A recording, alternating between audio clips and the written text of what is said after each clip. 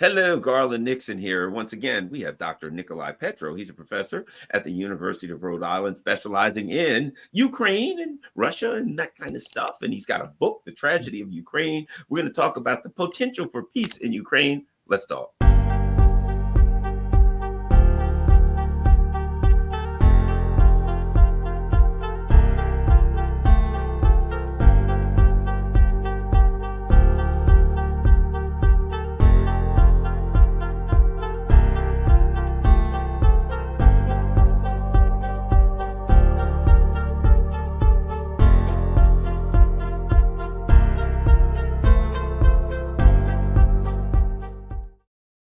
Hello, Garland here. Hold on a second here. Having a rough time here with getting everything straight. All right, we're ready to go.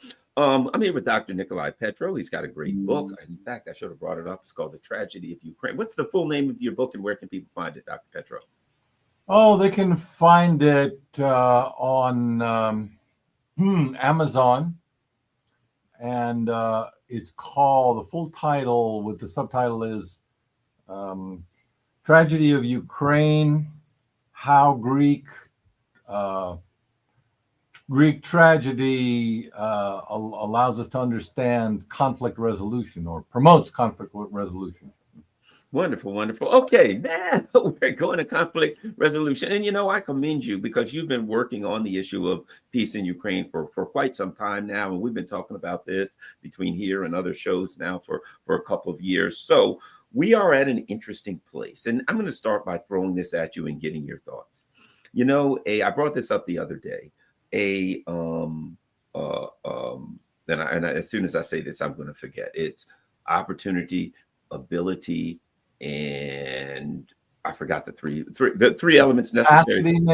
Necessary for a crime. I used to teach that, right? And one of them was you need the ability to commit the crime, you need the desire, and you need the opportunity, right? Three things. And because I used to teach like security, and it was like you can get rid of you can affect the opportunity. They may have the desire, they may have the ability, but you can take away their opportunity to commit a crime against you. Okay, here's my point.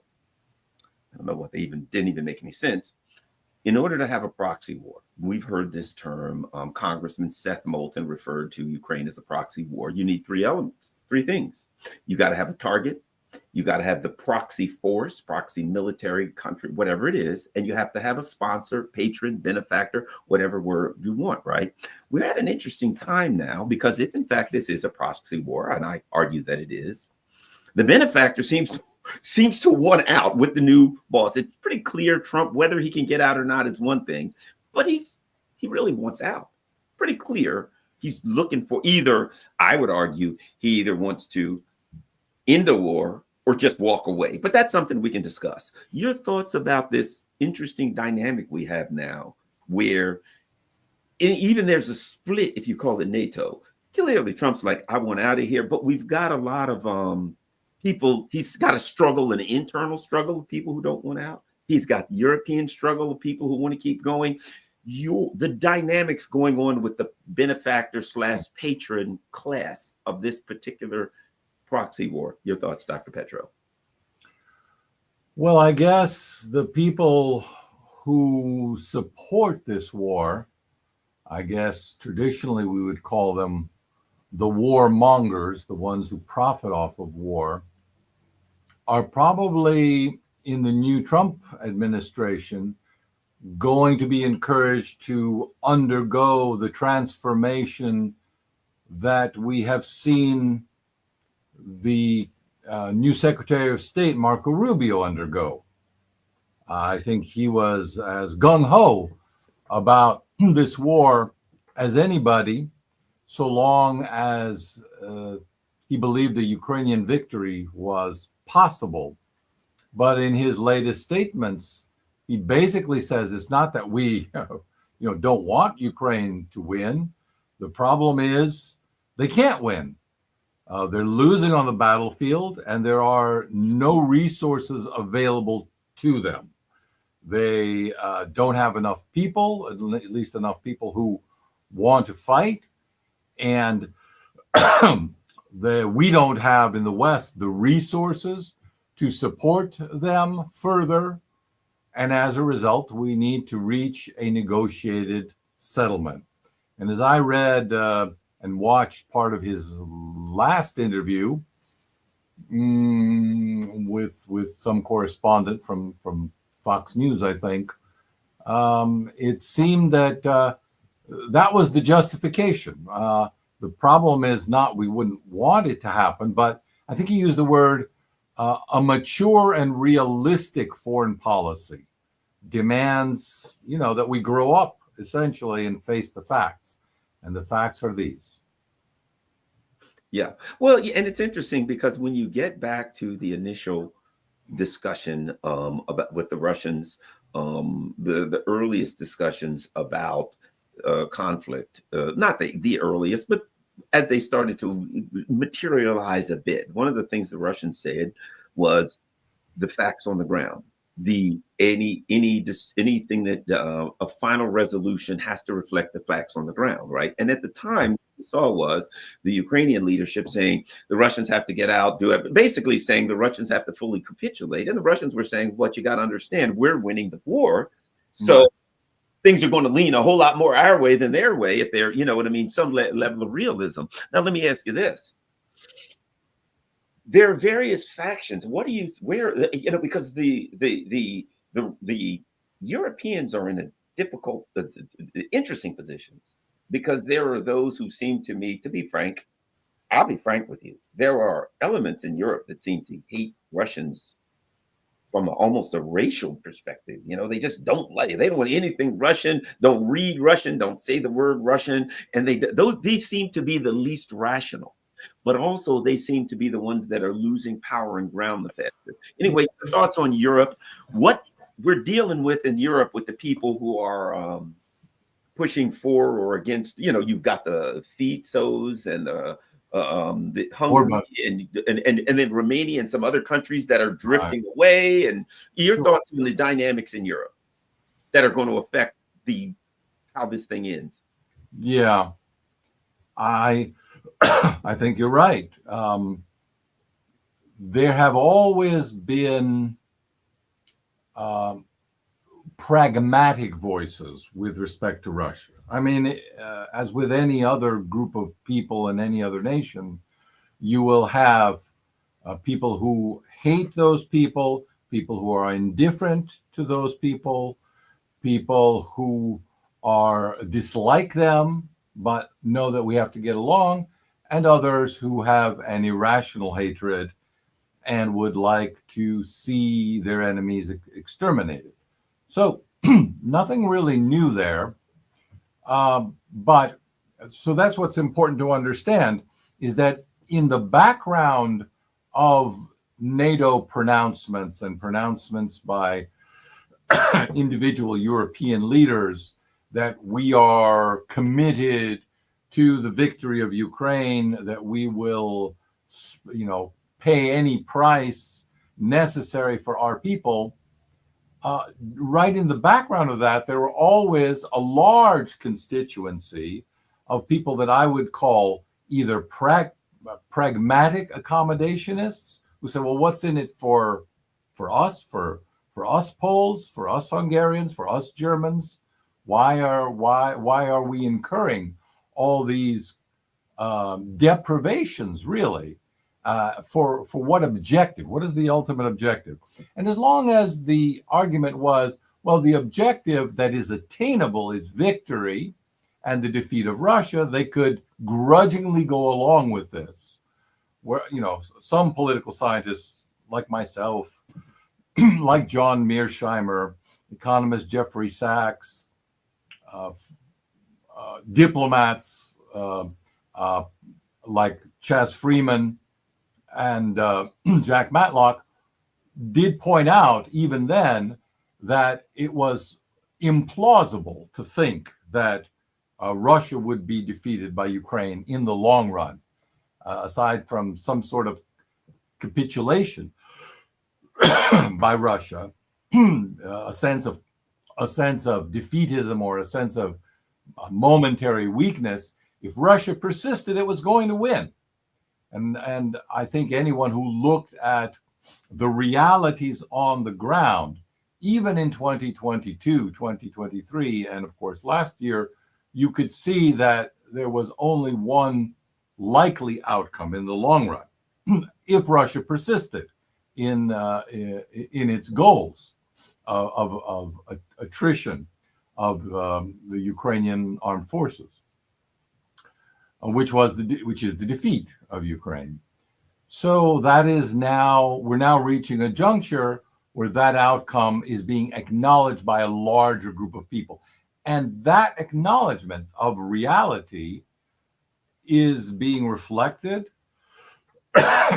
in the media, in European media, and that is what's changing the political calculation there, not just in terms of the parties that could replace the current ruling coalitions in countries like Germany, England, and France, and Romania, and perhaps other countries, but it'll change the ruling coalition there.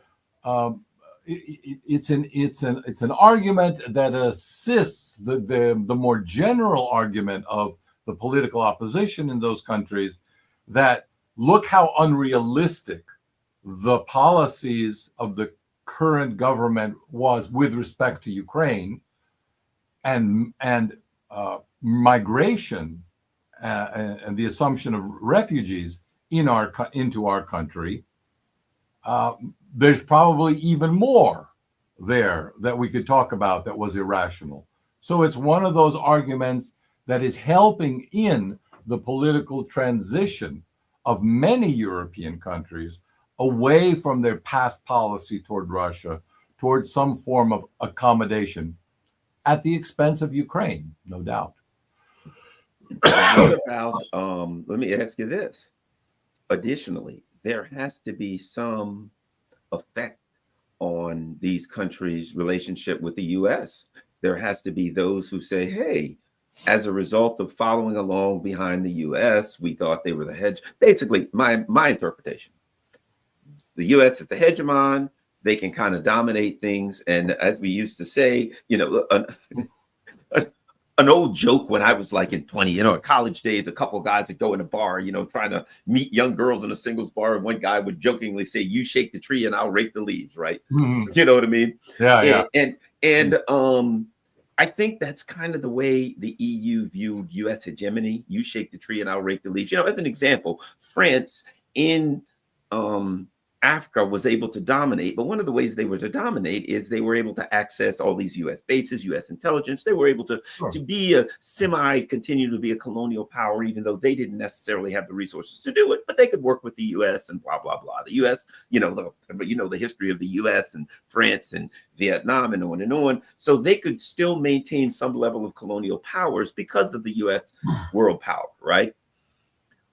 Okay. But now things ain't working out so good for them as a result of tagging on to the U.S. So talk about that and the changing dynamics of how the people in U.S.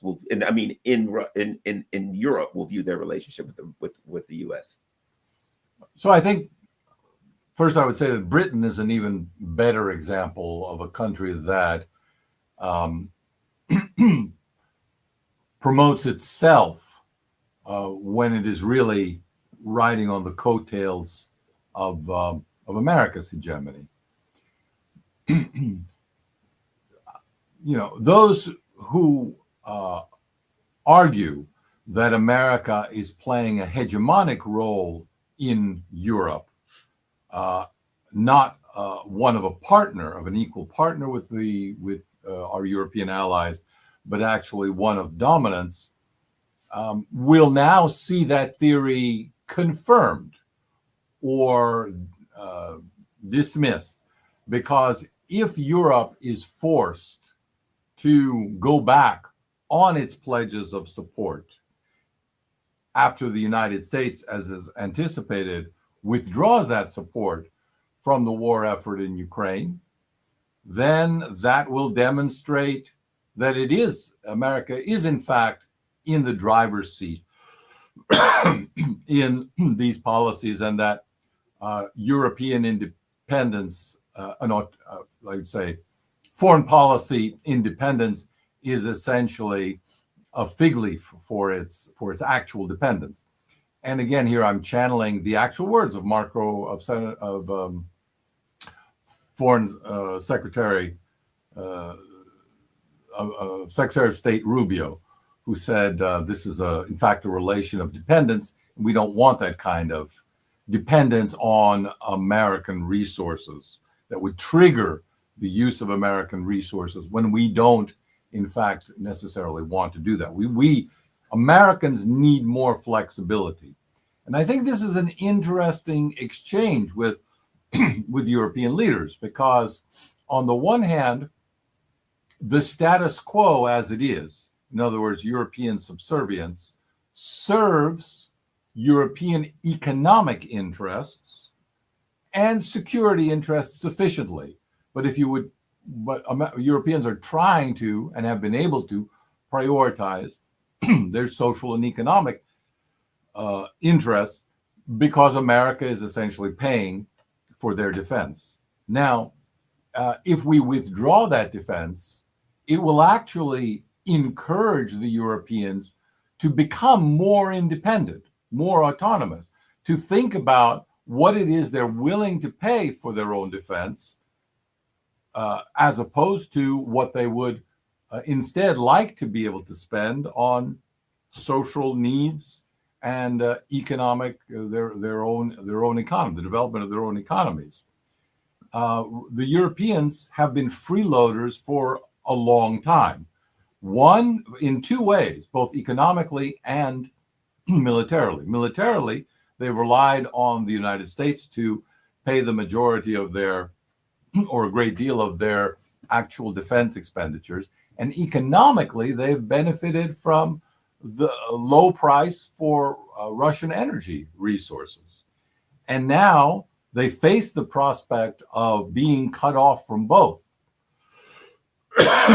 which I think, if that actually comes to pass, will require much soul searching in Europe, and probably will result in something of the kind of turn that we have seen in the United States, which I don't think in the last election is necessarily a turn toward the right or the left, but it's a turn toward, well, as the president says, America first.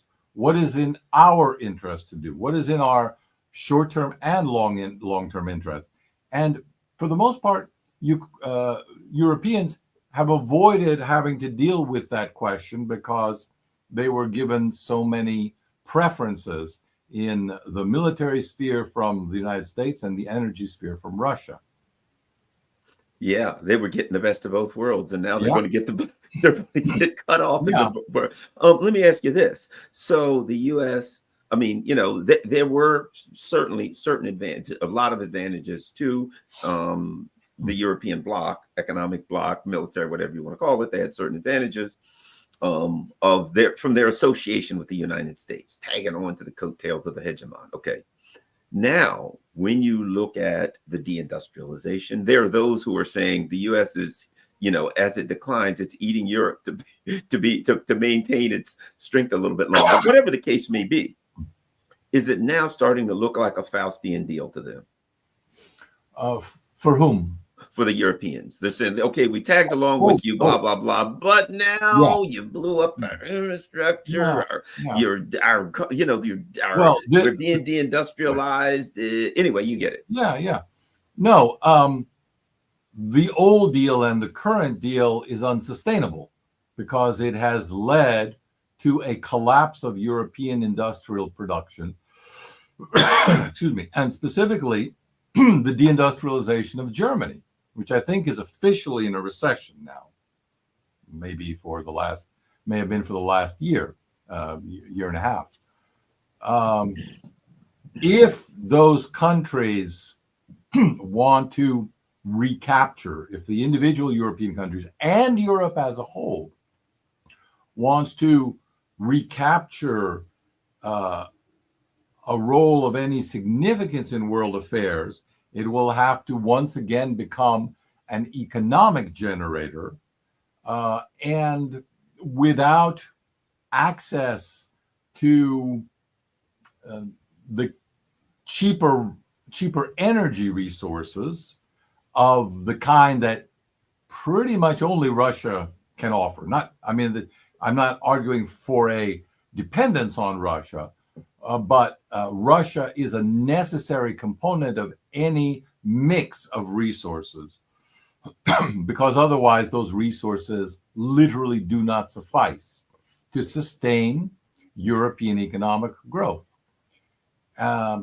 And so the fundamental relationship between Europe and the United States has to be renegotiated. I think it seems that that's exactly what Trump is arguing for.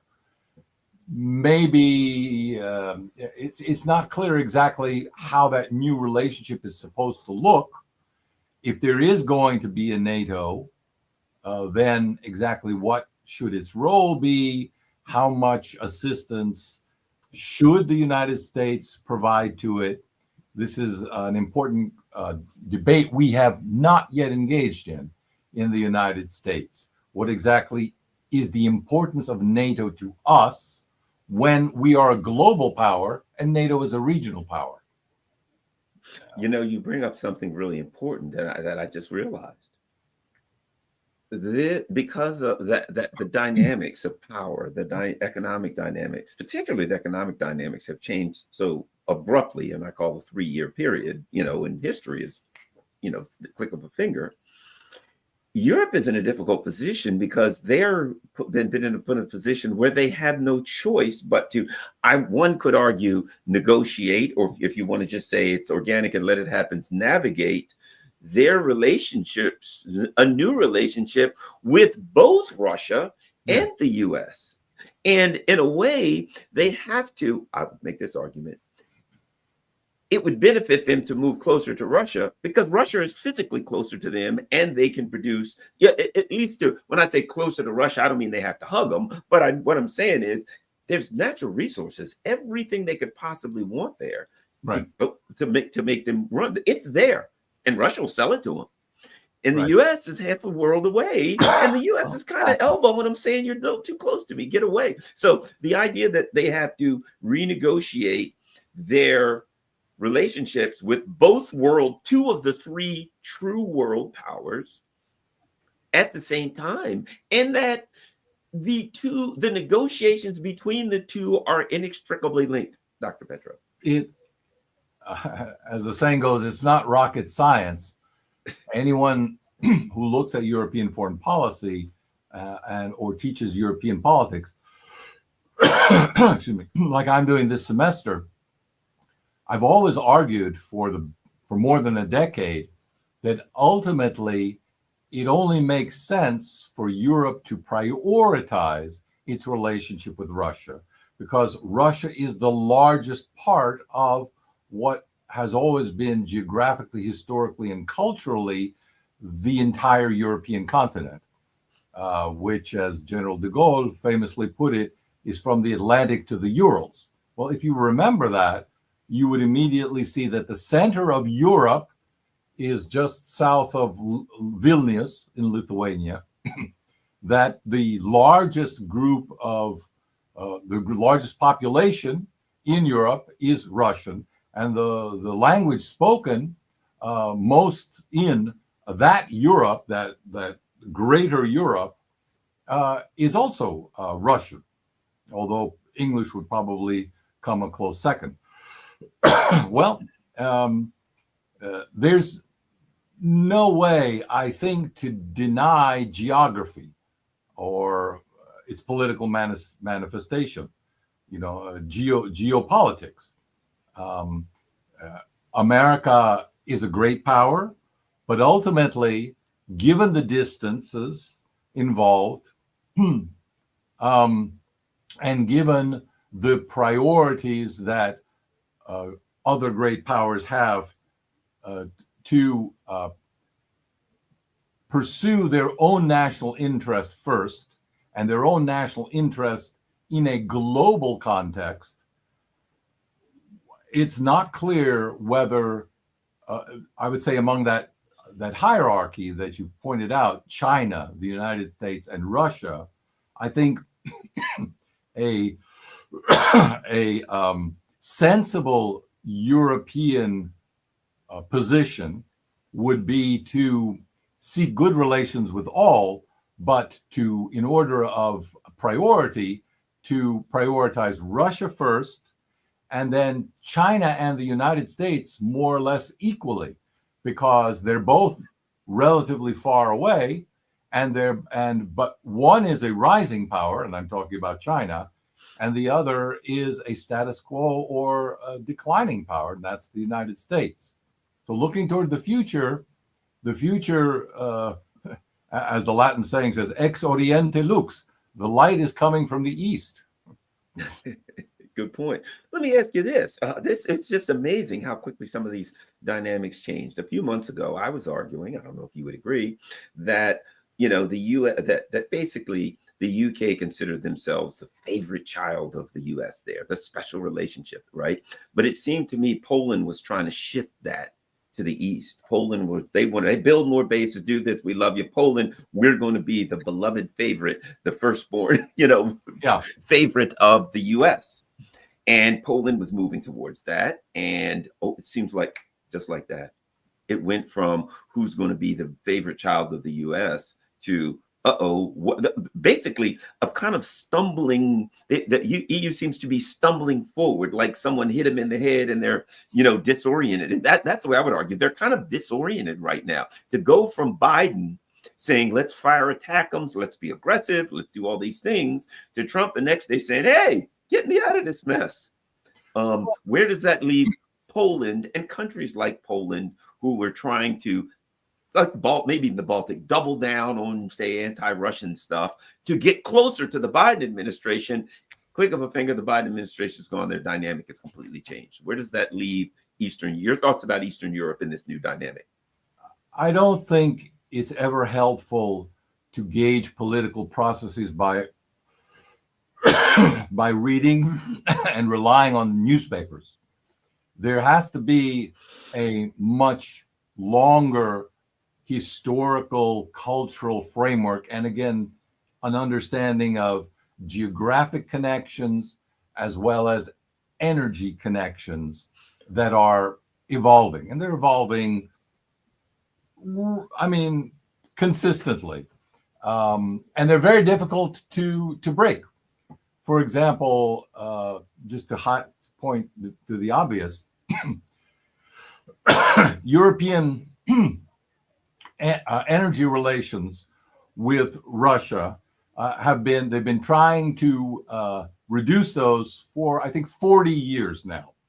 It was a concern of the Nixon administration to reduce that oil dependence. And the blowing up of the Nord Stream pipeline was, of course, foreshadowed by another explosion that occurred in central Siberia several decades ago, still in the Soviet era, which was also eventually laid at the feet of the CIA in a New York Times report about it. So this has been a consistent concern, but nevertheless, today, while some of the dependency is being reduced in some areas, it is growing in others. So liquid natural gas, for example, is growing. Atomic energy, I think Russia is going to have to be, if Europe is going to have to restore some of its nuclear energy production, it's going to have to rely on Russian resources and technology. Natural gas is on the decline. Coal is on the decline, but may again need to be used as a reserve in certain circumstances. So it's a complicated mix, and Russia is present in all of those. And here's the key point to remember: no matter what sanctions are imposed, these resources will always be needed by Europe, and Europeans, not at the official level, but at the unofficial level, will always find ways of getting around whatever their government sanctions are. In other words, this is simply not the case where a government imposes sanctions and that's the end of the story. That's only the beginning of the game, of the economic game. And we see it playing out all around the world. The sanctions were imposed on Russia were supposed to collapse the ruble and end the war within 1 month. This is what President Biden was talking about. 16 rounds of sanctions later, Russia is growing at nearly twice the rate economically of Europe. And it is thanks to the ability to get around sanctions in which many other countries are helping it and profiting handsomely themselves as a result of these sanctions policies, which through which Europeans are hurting themselves. So the question, again, to get back to your question about European politics and the consequences, I think a larger number of Europeans, although it's not consistent in every country, it changes country to country, but a larger number of Europeans in general are increasingly skeptical of their government's policies on many issues, on migration, on censorship, on economic welfare. But foreign policy enters into the mix and is a very good example of a policy where they were specifically told this would result in greater security for Europe if we defeated Russia. And we are now being told that we will have to spend, each country will have to spend quite a bit more in its own defense because we Europeans are more insecure than ever as a result of the outcome of this war. So there's a complete contradiction there that no European government can satisfactorily explain to its population. Yeah, I agree. Germany is an interesting case that I could go on and introing all that we have to talk about.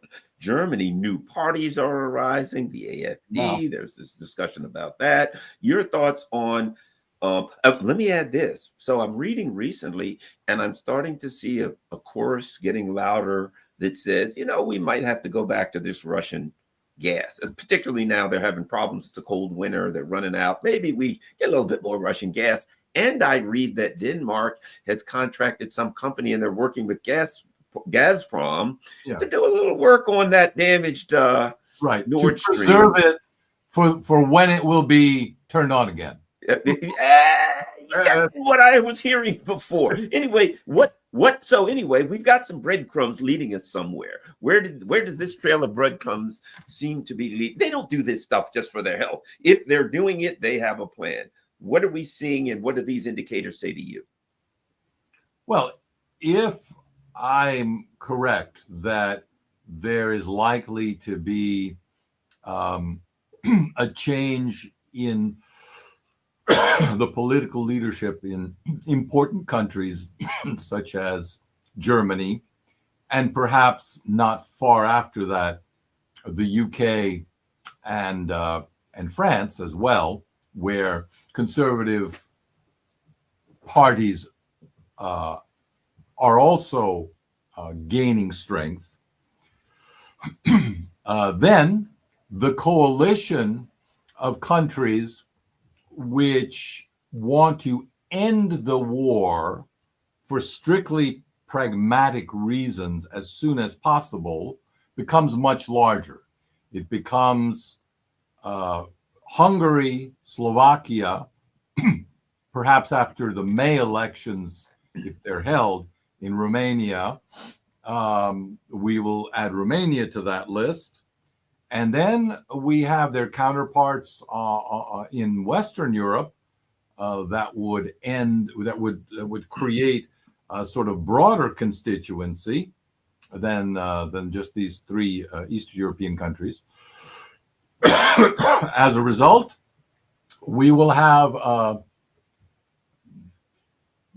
an ability to block further sanctions on Russia.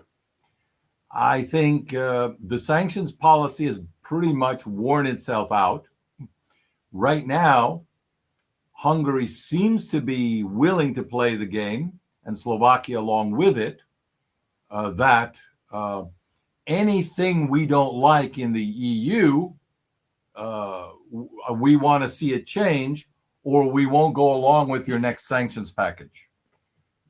This is a dramatic shift in Europe. Will require a dramatic shift in European politics, because at some point, if the sanctions continue to be as ineffective as they have been the past 3 years, the European bureaucrats in Brussels will have to ask themselves, well, why are we sacrificing these other interests in favor of a policy that isn't working anyway, because of the blackmail of these 3 countries? Let's simply not pursue sanctions anymore. That doesn't mean that actual economic relations will be restored or improved. You have to think of it in phases. First, we have the sanctions as they are now in place. The intermediate step would be no longer imposing sanctions, which will actually benefit Russia, and especially third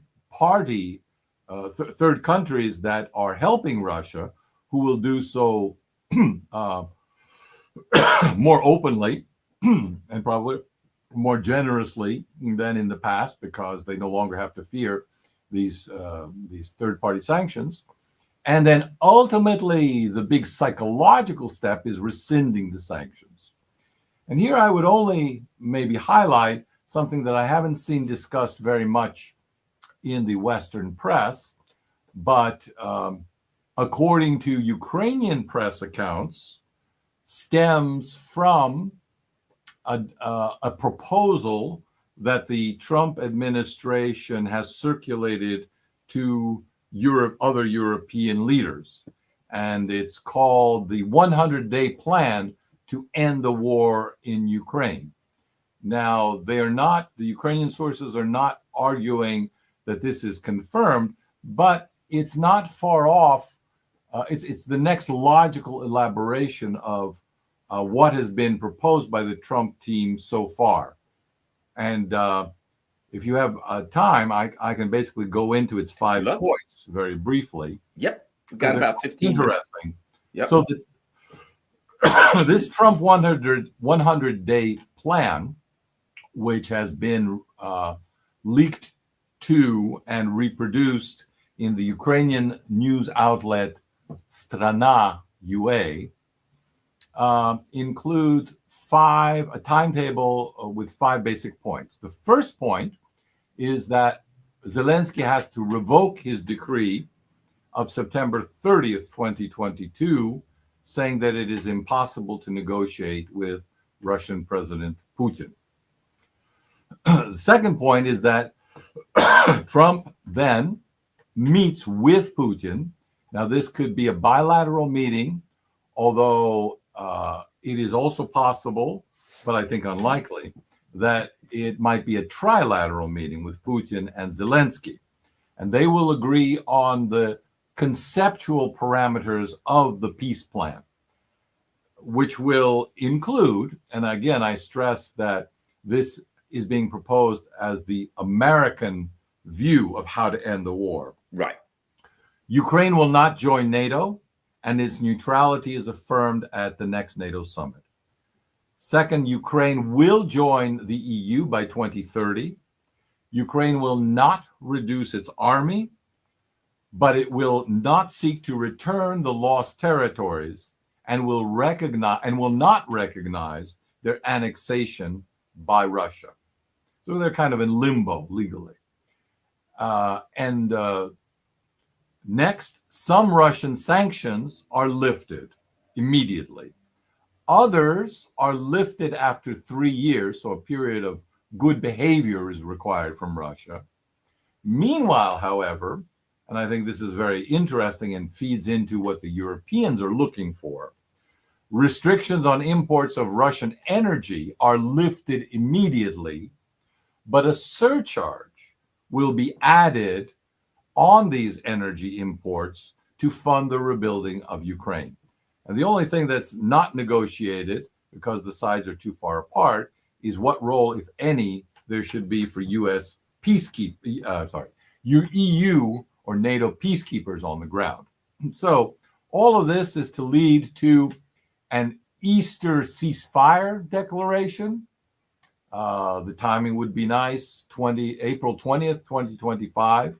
This is one of those years when the Eastern Orthodox Church and the Western Church, Christian churches, celebrate Easter on the same day. Ukrainian troops withdraw from Kursk at the same time. And meanwhile, by Victory Day, victory in World War II, so May 9th, 2025, an official end to the war is declared and martial law in Ukraine is lifted. After which, and this is apparently part of the deal, in August, new presidential elections must be held. In October, new parliamentary elections.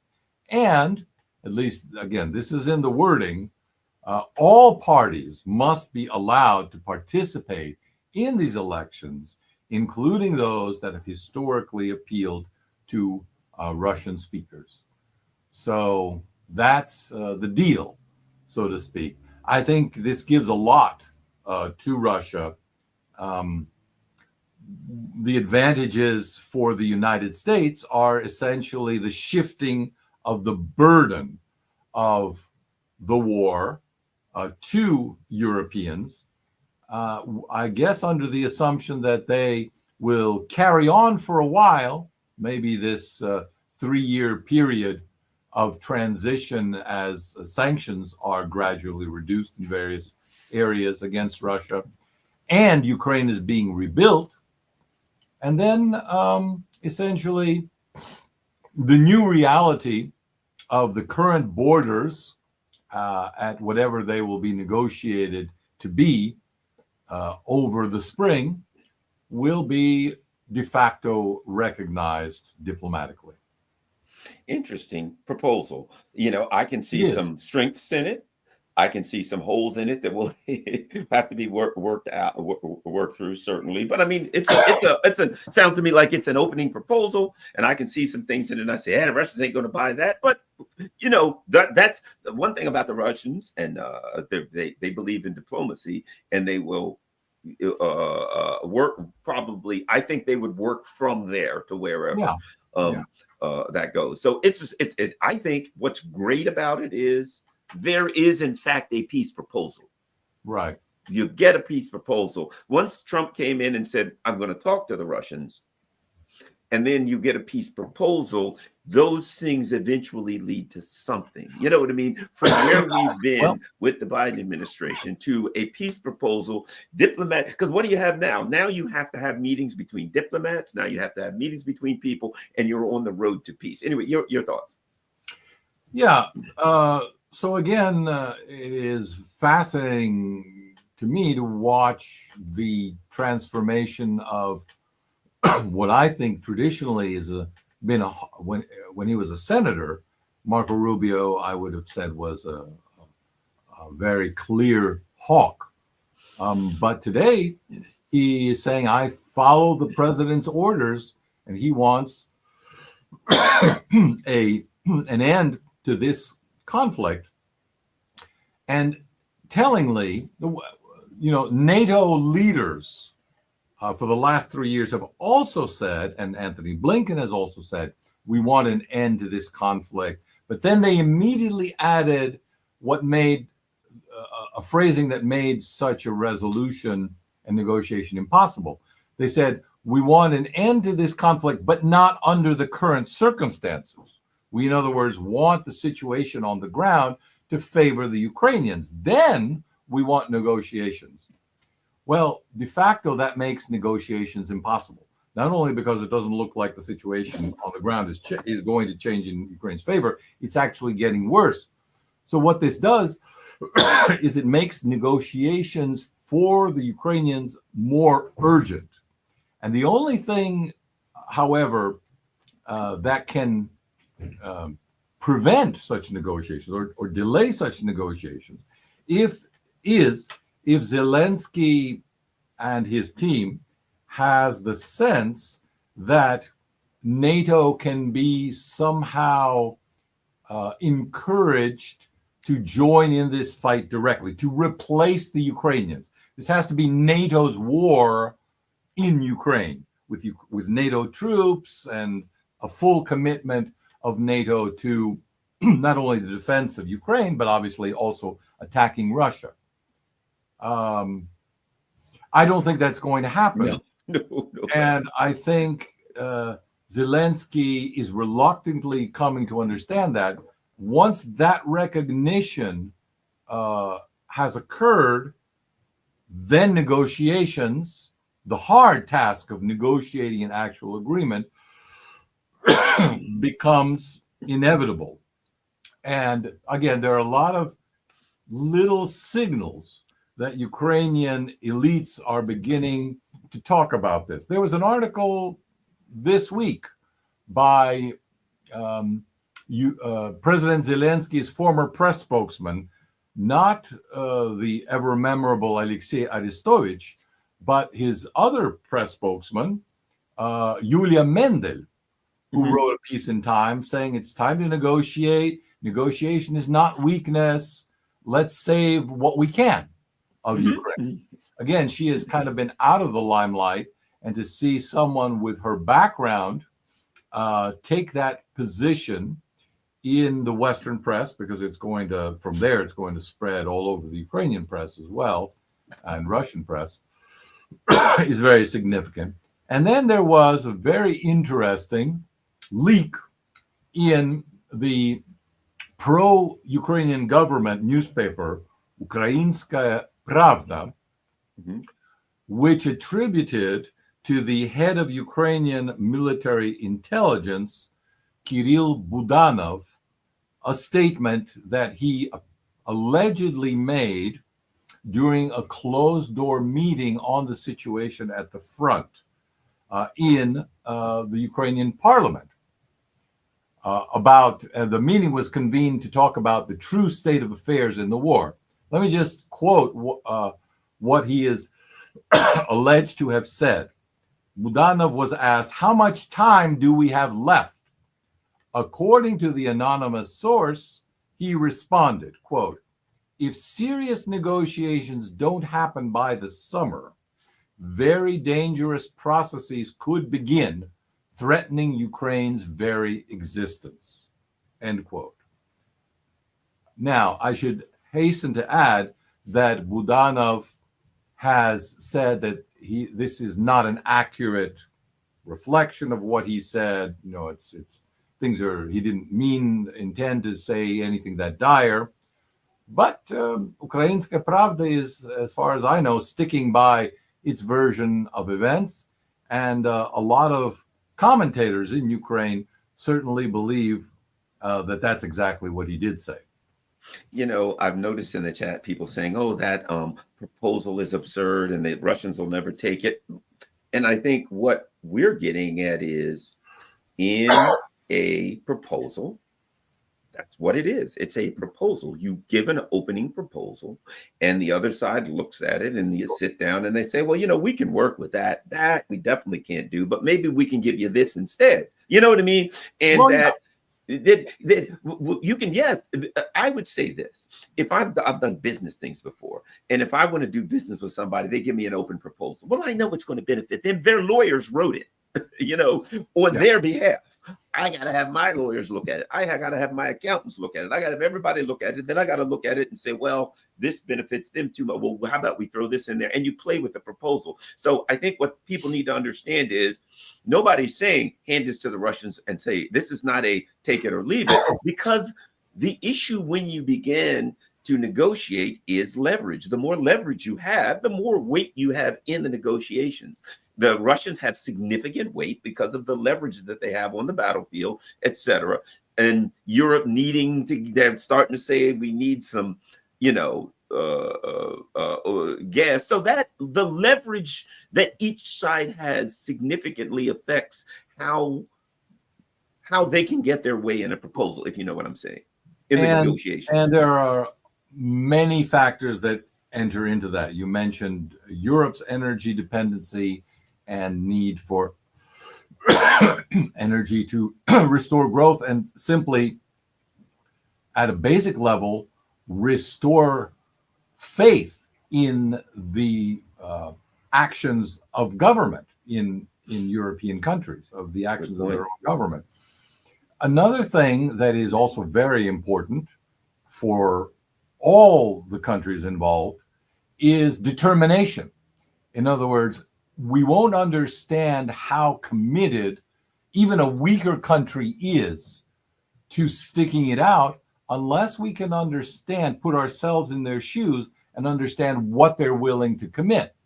One of the things that clearly the Biden administration did not understand at all about Russia was how determined the leadership of that country was to suffer through the consequences of sanctions in order to obtain what they saw as more vital security interests, and if necessary, to reshift their entire economy away from integration into Western institutions to the creation of alternative institutions along with China. None of this is easy. None of this is profitable initially. But the Russian government and it seems, given the popularity, Putin's popularity in Russia, continuing popularity, the Russian people seem to be willing to do that. As an analogy for your listeners, I would say, think about, I'm going through the process of selling our home here. After my retirement, we'll probably move somewhere else.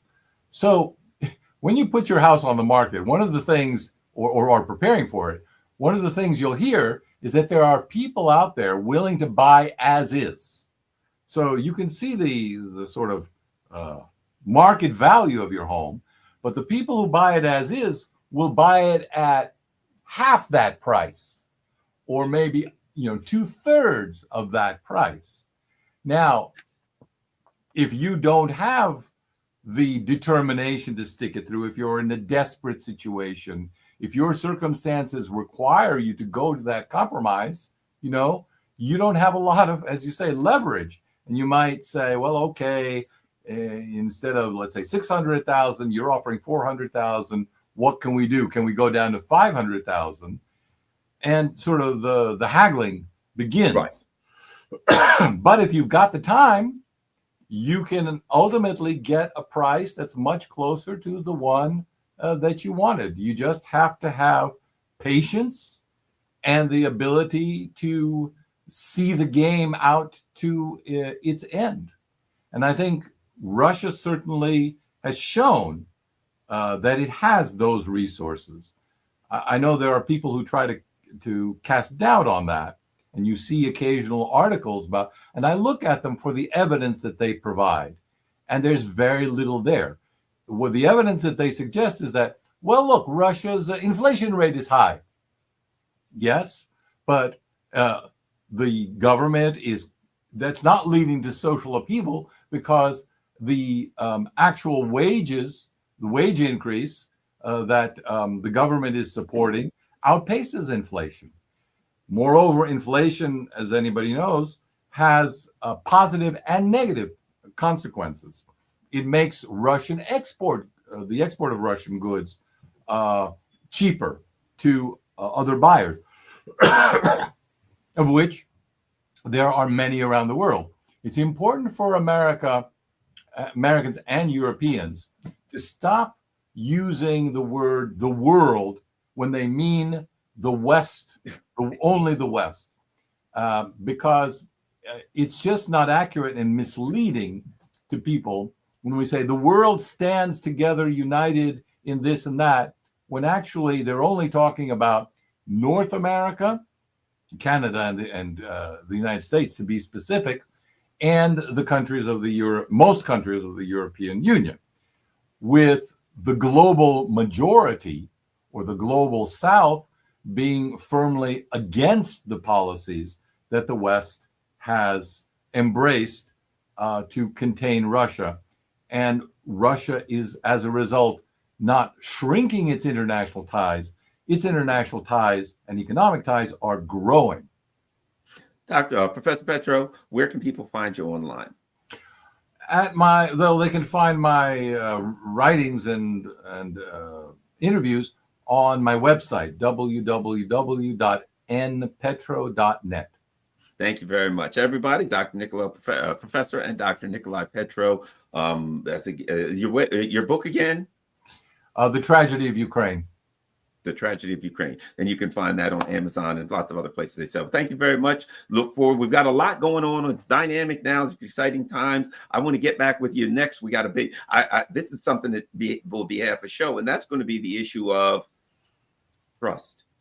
The Russians, that we can get it all. We get a deal. But the Russians are going to look at it and say, yeah, we had deals in the past and you didn't hold to them. How do we go about ensuring that the U.S. sticks by the West sticks by the deal? And I think that's going to be an important issue to talk about. It's important to point out that trust is a two-way street. We need to encourage it in others of us, and from their perspective, they need to encourage trust of us in them. Anyway, both sides need to encourage trust in each other. Great. We'll talk about maybe some possibilities. In fact, maybe you can give us some proposals. If you were, I'd like to do that too. I'd like to talk with you, since this is an area you're very familiar with. Think about some things that if some things that were put before you, proposals that you could make, and proposals to possibly address that particular issue. So we'll get back together next week and talk further about this. Looks like a positive time for me, far better than it did a month ago when I was, out in the backyard digging a bomb shelter. So, I think the truth of the trajectory that we're on, whether it is toward war or toward negotiation, should be evident within a couple of weeks, 3 or 4 weeks, because by that time, whatever else happens, Trump and Putin should have had a phone conversation. And after that conversation, we are all expecting a commitment on both sides to a meeting. Yeah. And once the meeting is set, people have to start working on the agenda for that meeting. Before that, it's all talk, Well, I got to get ready to jump because I got something else coming up very shortly. But thank you very much. And this has been a great discussion, and we'll talk to you again soon. Thank you, everyone. Dr. Petro, npetro.com for more information. We're out. .net. .net.